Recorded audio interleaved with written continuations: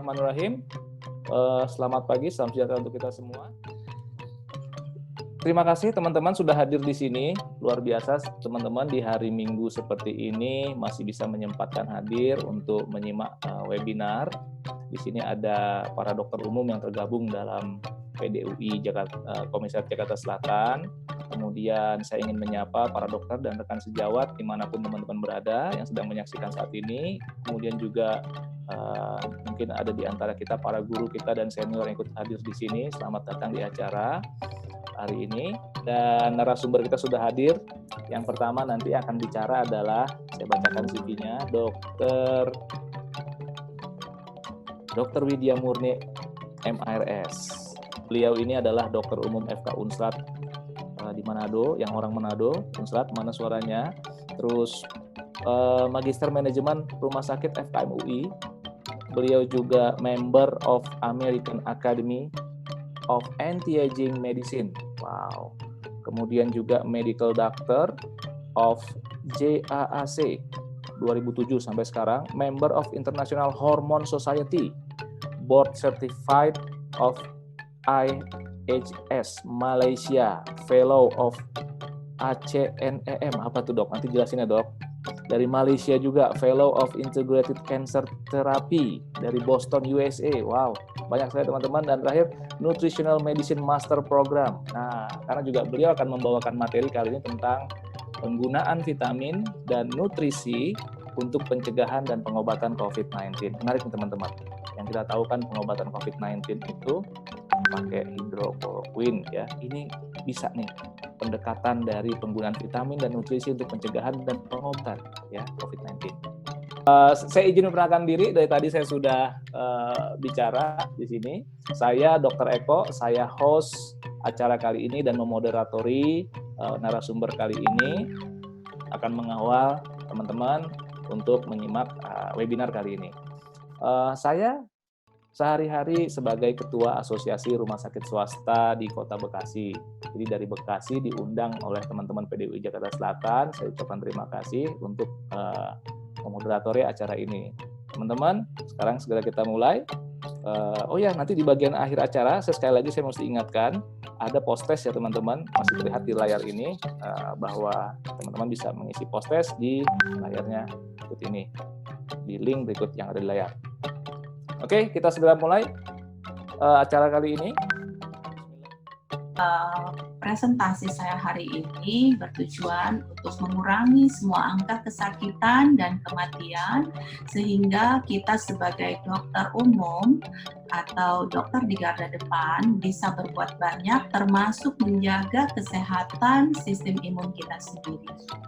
Sekarang bagaimana functional medicine itu bekerja? Jadi functional medicine ini bekerja agak berbeda dengan ilmu yang kita pelajari sebelumnya, yaitu kita akan melihat bagaimana dan mengapa penyakit ini terjadi, dan kita akan mencari akar permasalahan dari setiap individu, di mana setiap individu memiliki latar belakang berbeda, apakah genetik, lifestyle, kemudian sistem imunnya, dan berbagai faktor lain.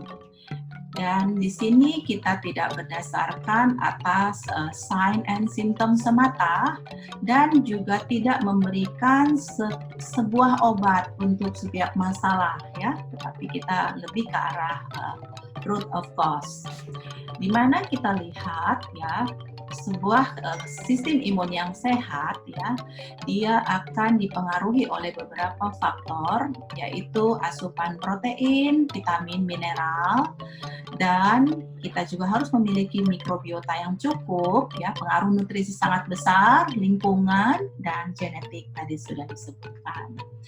Untuk itu kami semua dianjurkan bisa memberikan anjuran ini kepada pasien maupun kepada diri kita sendiri untuk mengutamakan istirahat yang cukup pada malam hari.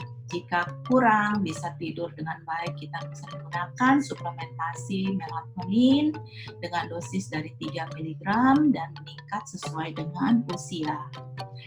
Dan kita fokuskan pada healthy diet, di mana makanan yang diutamakan adalah makanan antiinflamasi atau makanan yang asli dari sayur buah untuk menopang sistem imun dan mengurangi makanan berpengawet, berpemanis, pewarna, dan makanan yang diolah.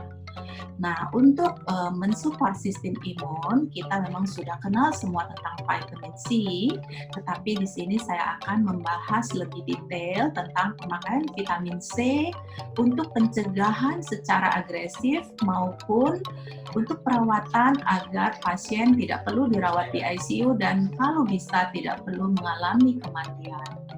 Kita sudah mengenal tentang sistem imun innate dan adaptif, di mana itu semua akan mempengaruhi sistem imun kita, di mana dalam peranan sistem imun juga memerlukan berbagai nutrisi, ya. Jadi nutrisi ini adalah nutrisi dasar yang kita butuhkan untuk semua yang ingin bertahan di masa pandemi corona.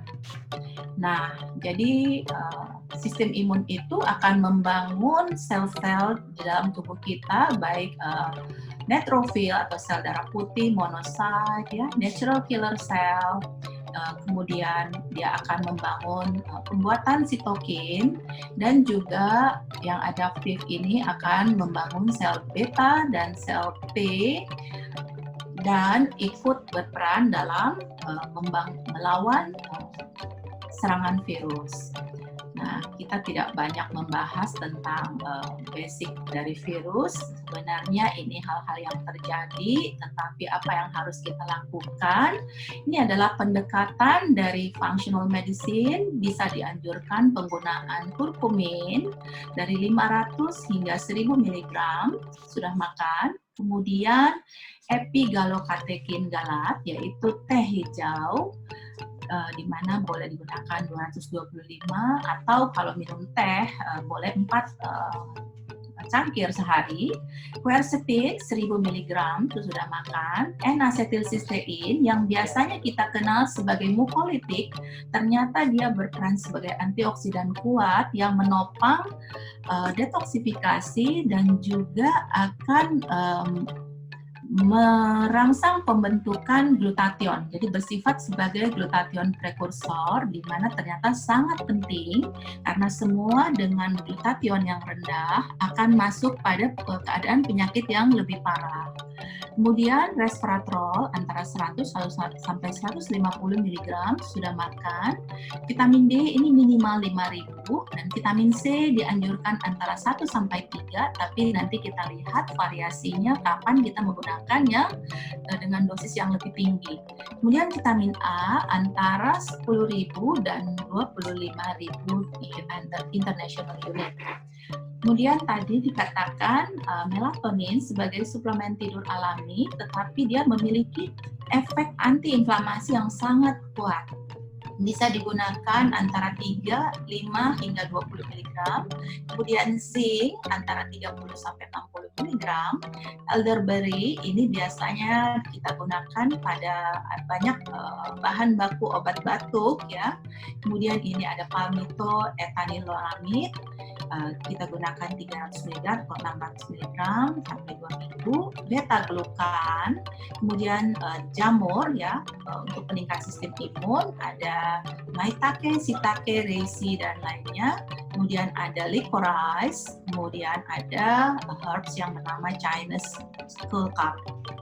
Nah, sebenarnya yang paling kita takutkan adalah suatu keadaan yang dinamakan cytokine storm. Dan ini adalah produk natural yang bisa menangkal cytokine storm, ya, kurkumin, jadi sekarang lagi ngetop jamu. Kemudian ini quercetin. Quercetin ini dia bersifat mirip dengan hydroxychloroquine, tetapi dalam bentuk alami. Tadi sudah disebutkan melatonin sebagai suplemen tidur alami, tetapi memiliki efek antiinflamasi kuat. Kemudian epigalokatekin galat atau teh hijau, dan resveratrol yang kita kenal dari sumber biji anggur. Nah, kemudian kita lihat ada juga proses lain yang juga bisa dihambat oleh quercetin, kurkumin, dan epikalokateinalat. Nah, di sini sudah ada jurnal terbaru di mana kita sebaiknya memberikan terapi suportif pada 4 fase, yaitu fase prevention, di mana sudah mulai juga terjadi infeksi, kemudian escalating inflammation, di sini mulai terjadinya cytokine storm, dan recovery. Jadi artinya jangan kita biarkan karantina tanpa supporting terapi untuk mencegah pasien masuk pada tahap yang lebih parah. Nah, ini tadi kita juga harus memperhitungkan faktor-faktor inflamasi yang sudah dimiliki oleh si host tadi ya, dan apa yang bisa kita lakukan untuk mengurangi inflamasi tersebut, dan juga faktor sistem imun yang menurun pada pasien yang menua dan dengan comorbidity, dan juga bagaimana drug nutrient interaksi kalau pasien ini sudah menggunakan obat-obatan anti COVID yang sudah kita kenal.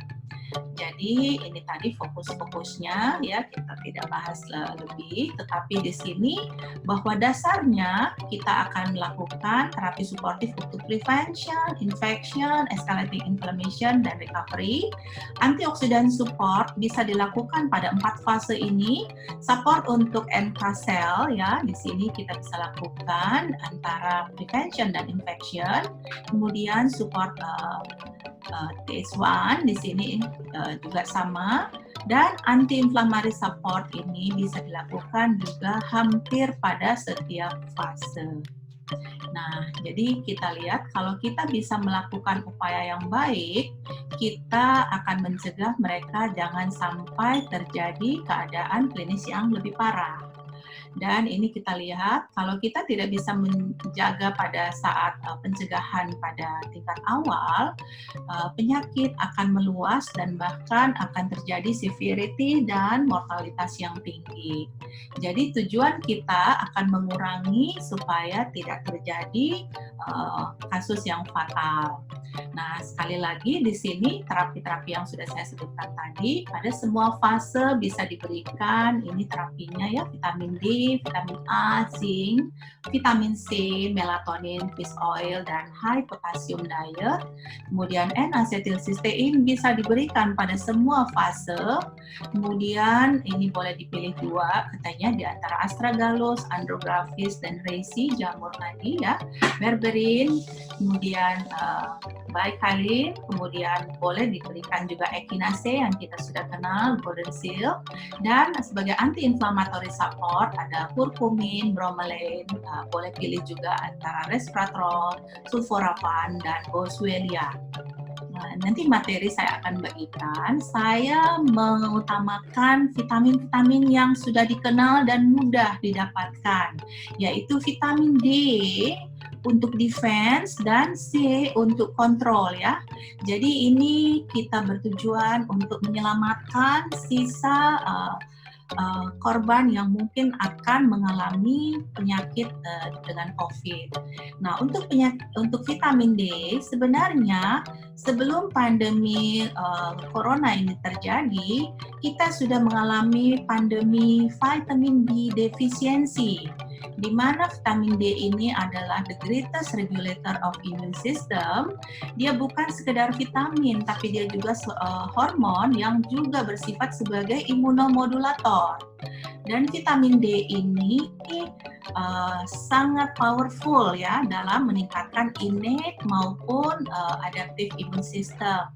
Jadi kita harus paham bahwa selama kita tidak divaksin, kita harus memberikan peningkatan sistem imun yang kuat agar bisa menangkal serangan corona, apalagi kita yang berada di garda depan ya. Kemudian kita lihat pada saat sel T terekspos dengan foreign pathogen, di sini si virus, dia harus diaktifasi, dan aktivasi ini membutuhkan vitamin D ya, karena vitamin D akan bekerja pada vitamin D reseptor, di mana salah satunya bekerja untuk sistem imun. Nah, ini kita lihat penyakit-penyakit yang akan dialami oleh orang yang mengalami kekurangan vitamin D. Coba kita lihat, kalau kita termasuk salah satu di antara itu, segeralah kita mengoreksi kadar vitamin D. Ini seorang pakar, guru saya dari India, Dr. Renu Mahtani, mengatakan kadang-kadang kita lupa dengan vitamin D karena dikatakan hanya sekedar vitamin ya. Nah, kita juga bisa mendapatkan dari matahari, tetapi dia harus diaktifkan dari kulit dan juga oleh fungsi hati dan ginjal yang baik. Nah, ini adalah vitamin D reseptor yang terdapat di hampir seluruh organ tubuh kita, dan terakhir adalah sistem imun ya. Dan ingat, coronavirus ini katanya menyerang lebih banyak penderita diabetes, obesitas, dan mereka dengan underlying condition yang mungkin memiliki kadar vitamin D yang lebih rendah. Nah, di sini dikatakan ada 48,3% penderita yang masuk rumah sakit akibat COVID-19 adalah mereka yang mengalami obesitas. Jadi dikatakan bahwa vitamin D bukan sebuah optional supplement, tetapi dia adalah non-negotiable cellular necessity. Ini penting untuk health support system.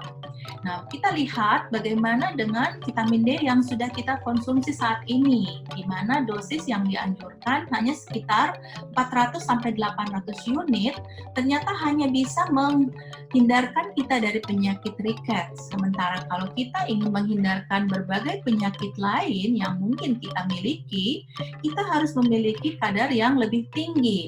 Di sini dikatakan kita harus memiliki kadar sekitar 40-60 nanogram per mililiter.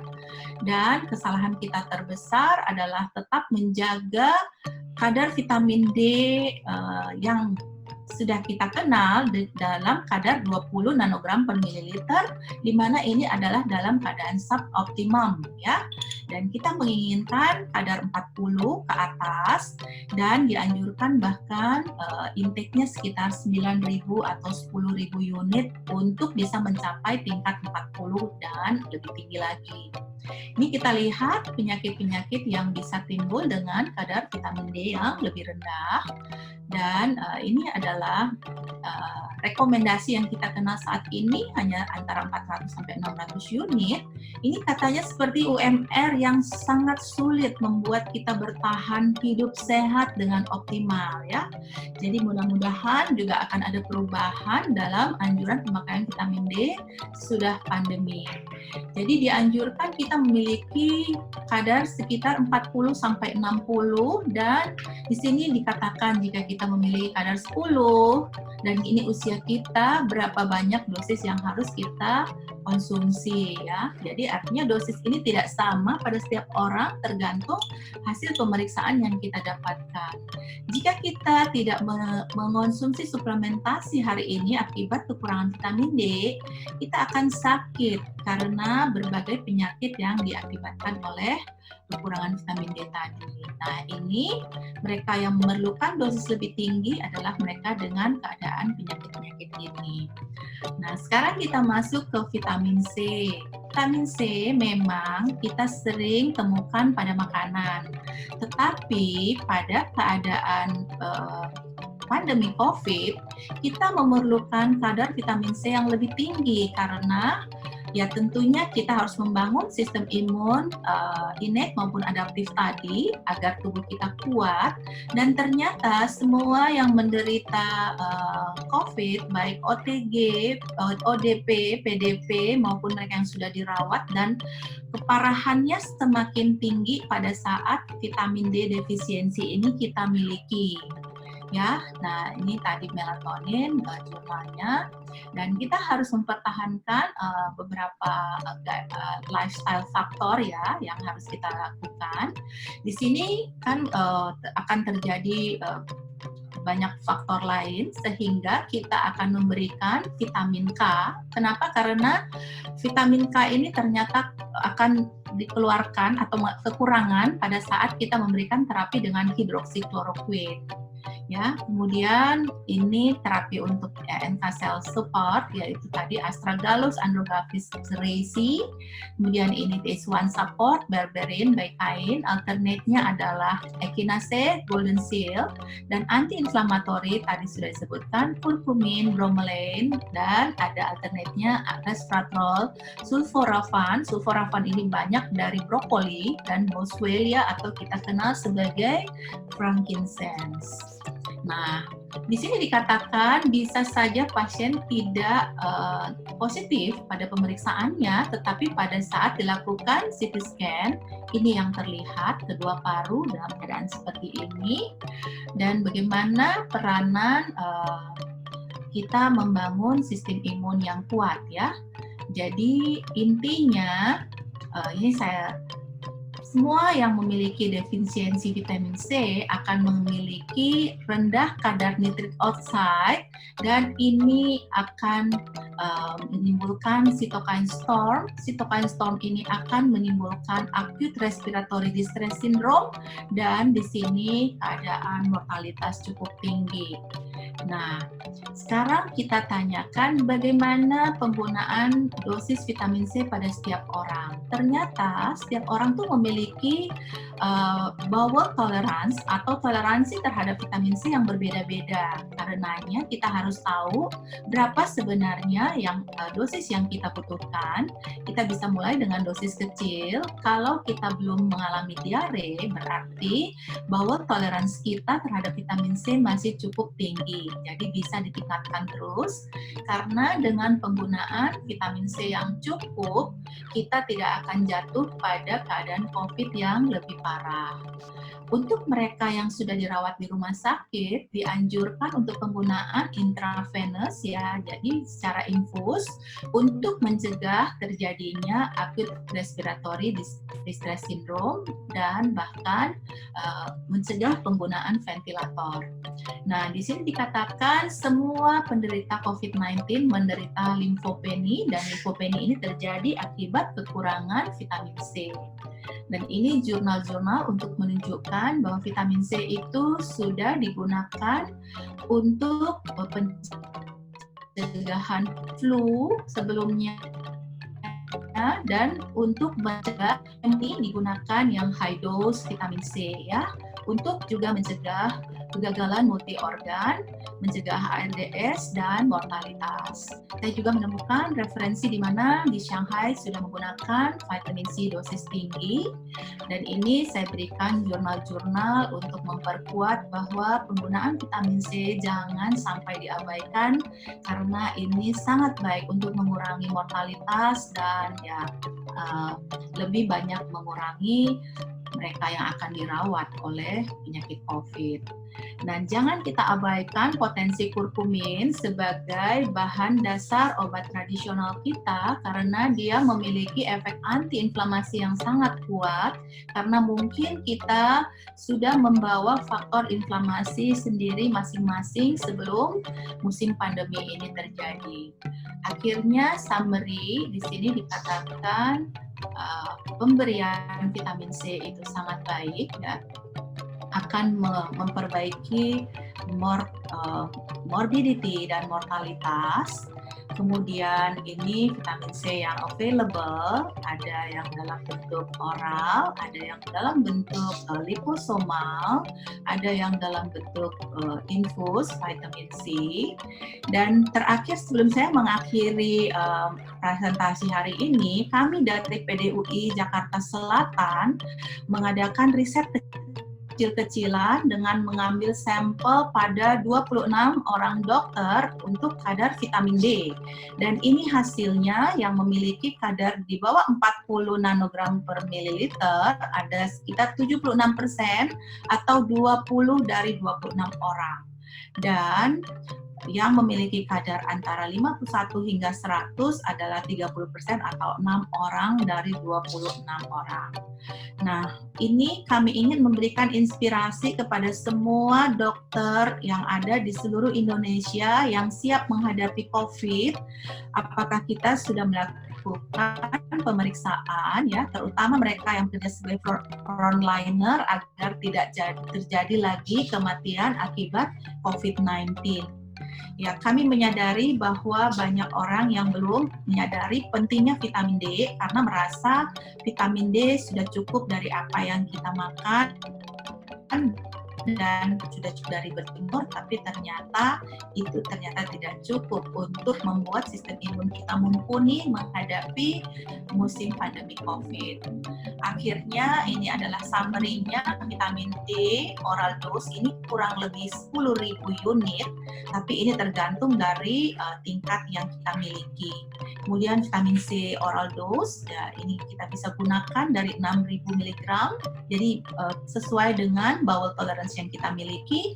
Bahkan ada juga yang mengatakan boleh gunakan 2-3 gram selama 4-6 kali setiap hari sesuai dengan kebutuhan. Kemudian high dose vitamin C bisa digunakan antara 15-20 gram setiap hari untuk mencegah puncak daripada cytokine storm pada saat pasien dirawat di rumah sakit, untuk mencegah agar tidak masuk pada perawatan ICU dan pencegahan ARDS serta mengurangi mortalitas. Jadi inilah summary terakhir penggunaan nutrisi dan vitamin dalam functional medicine. Kita bisa gunakan semua ini, dan materinya nanti akan saya bagikan. Dan materi yang tentang penggunaan high dose vitamin C saya dapatkan dari Dr. Richard Zheng, seorang Chinese American yang sedang berlibur ke Shanghai, sehingga beliau langsung membuatkan materi presentasi yang bisa dibagikan di seluruh dunia. Demikianlah presentasi saya pada pagi hari ini. Semoga bisa bermanfaat untuk semua teman sejawat dalam memerangi pandemi COVID. Wassalamualaikum warahmatullahi wabarakatuh. Waalaikumsalam warahmatullahi wabarakatuh. Terima kasih Dr. Widya Murni atas presentasinya. Wah, menarik sekali, Dok. Dan ini menginspirasi. Saya dari tadi menyimak dan saya juga terinspirasi. Ternyata bisa kita manfaatkan vitamin D, vitamin C, dan nutrisi-nutrisi tadi itu untuk meningkatkan imun kita menghadapi corona ini. Terus terang, Dok, saya juga baru tahu. Saya yakin juga di antara yang hadir hari ini juga ada yang baru memahami, oh ternyata bisa seperti ini. Terima kasih Dr. Widya, waktunya juga pas sekali. Dr. Widya boleh ketik jawaban singkatnya di Q&A. Sebelum nanti kita mulai ya teman-teman ya, saya jawab.